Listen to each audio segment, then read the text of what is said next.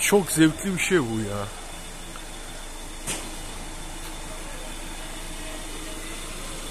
Bir tane böyle ben de alsam.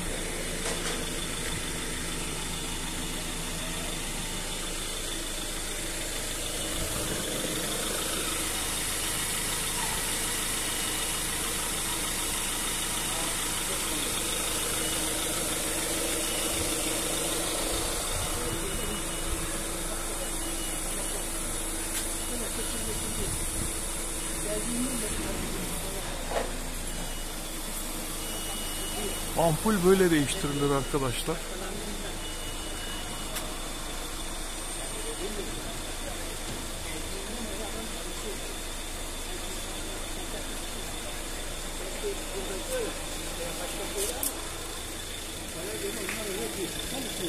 Günde 100 sefer köpe geliyor.